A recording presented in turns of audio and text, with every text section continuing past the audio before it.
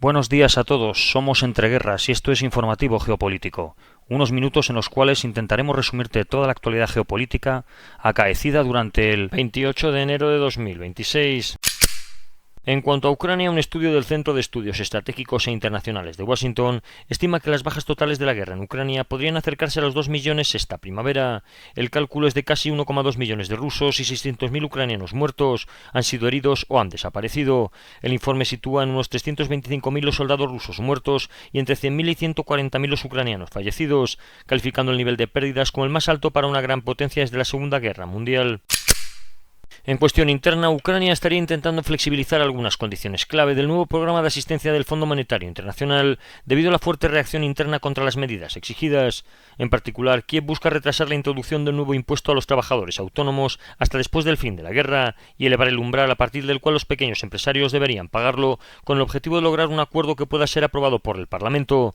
El margen de maniobra del gobierno es muy limitado, ya que el préstamo de 8.100 millones de dólares del Fondo Monetario Internacional es imprescindible para desbloquear un paquete de ayuda de 90.000 millones de euros de la Unión Europea. Sin ese respaldo, las finanzas ucranianas podrían agotarse en pocos meses. Las negociaciones comenzaron el 21 de enero, poco después que la directora gerente del FMI señalara que la aprobación final del programa podría llegar en cuestión de semanas. Las reformas exigidas buscan aumentar la recaudación y reducir la economía sumergida en Ucrania. En cuanto a las negociaciones, el asesor presidencial del Kremlin, Yuri Ushakov, ha dicho que el presidente Volodymyr Zelensky debería viajar a Moscú si desea mantener conversaciones directas con el presidente ruso Vladimir Putin. Este comentario ha surgido después de las declaraciones del ministro de Asuntos Exteriores de Ucrania, Andriy Sybiha, quien afirmó que Zelensky está dispuesto a reunirse con Putin para resolver las dos cuestiones fundamentales del proceso de paz, aquellas referentes al territorio y el futuro de la central nuclear de Zaporilla, ocupada actualmente por Rusia. Según Ushakov, Rusia nunca se ha negado ni se negará a este tipo de contacto, añadiendo que Moscú estaría dispuesta a garantizar la seguridad y las condiciones laborales de Zelensky si viaja a Rusia. En lo que respecta a la diplomacia de Ucrania, Ucrania ha convocado el 28 de enero al embajador húngaro Antal Heiser para presentarle una protesta formal por lo que Kiev ha calificado de declaraciones falsas y incendiarias por parte del liderazgo de Hungría. El Ministerio de Asuntos Exteriores ucraniano ha rechazado las acusaciones de injerencia en las elecciones parlamentarias húngaras y ha pedido a Budapest que ponga fin a lo que ha descrito como una retórica agresiva y antiucraniana, advirtiendo del deterioro de las relaciones bilaterales. La tensión se ha originado después de declaraciones del primer ministro Viktor Orbán, quien acusó a políticos ucranianos, incluyendo al presidente Volodymyr Zelensky, de emitir mensajes insultantes y amenazas con el objetivo de influir en los votantes húngaros antes de las elecciones previstas para abril. Orbán ha anunciado la citación del embajador ucraniano en Budapest, lo que ha llevado a Kiev a responder con una medida diplomática equivalente. En Oriente Próximo, el primer ministro israelí Benjamin Netanyahu ha anunciado que el cruce de Rafah se reabrirá próximamente y funcionará en ambos sentidos para el tránsito de personas, aunque no de mercancías. Según sus estimaciones, unas 50 personas al día junto con sus familiares podrán entrar en Gaza, mientras que la salida no será impedida.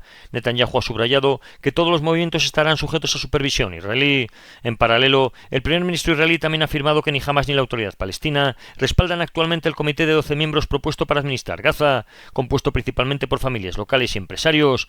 El presidente ha argumentado que encontrar personal verdaderamente neutral es difícil porque, según él, la mayoría de los habitantes ha trabajado en algún momento para Hamas o para la autoridad palestina. Israel, añadió, está también vetando a los integrantes para excluir figuras vinculadas al ala militar de Hamas y mantener así el objetivo de desmantelar al grupo sin permitir el regreso de la autoridad palestina al poder en la franja de Gaza.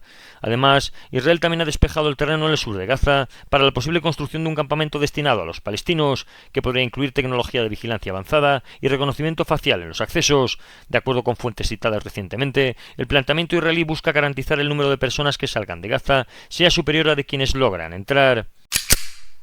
En Siria, los combatientes yihadistas del gobierno sirio de Al-Golani se han hecho con el control de la antigua y conocida planta cementera de Lafarge, acusada de financiar al Daesh cuando este gobernaba la zona. Los empresarios franceses supuestamente aceptaron pagar tributos al Daesh para mantener su actividad mientras la fábrica se encontraba en el autodenominado califato. Actualmente, varios ejecutivos de aquel periodo se enfrentan a procesos judiciales acusados de colaborar y financiar el terrorismo, ya que la producción continuó incluso mientras el grupo terrorista cometía atentados en Francia. En el plano diplomático, el presidente sirio Ahmed al-Golani se ha reunido en Moscú con Vladimir Putin para discutir el futuro de la presencia militar rusa en Siria después de la caída de Bashar al-Assad. El eje central del encuentro ha sido la continuidad de las bases rusas, en particular la de Khmeimim y Tartus, consideradas clave para la proyección estratégica de Moscú en el Mediterráneo oriental.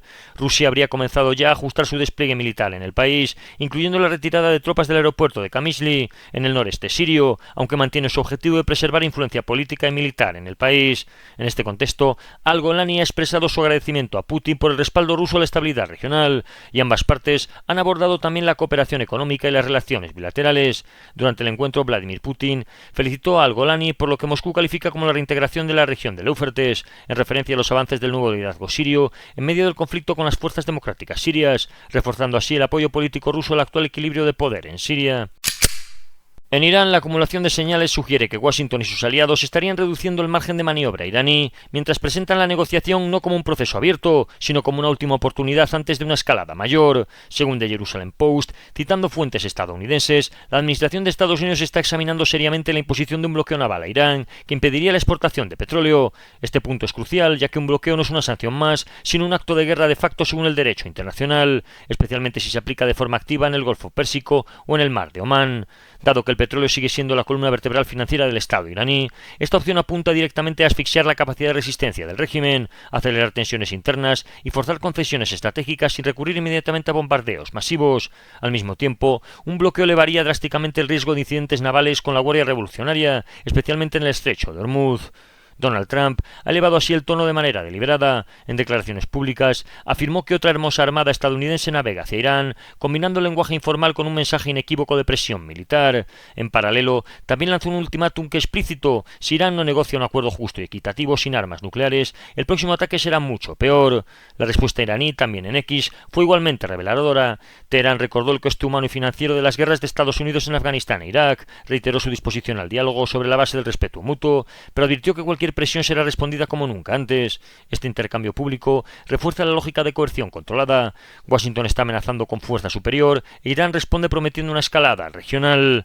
En cuanto al despliegue militar estadounidense, el secretario de Estado Marco Rubio, ante el Comité de Relaciones Exteriores del Senado, ha confirmado que entre 30.000 y 40.000 soldados estadounidenses estarían desplegados en 8 o 9 bases en Oriente Próximo. Ha subrayado un punto clave: todas estas fuerzas están al alcance de los misiles balísticos y drones iraníes, reconociendo implícitamente su vulnerabilidad estructural en cuanto al despliegue estadounidense.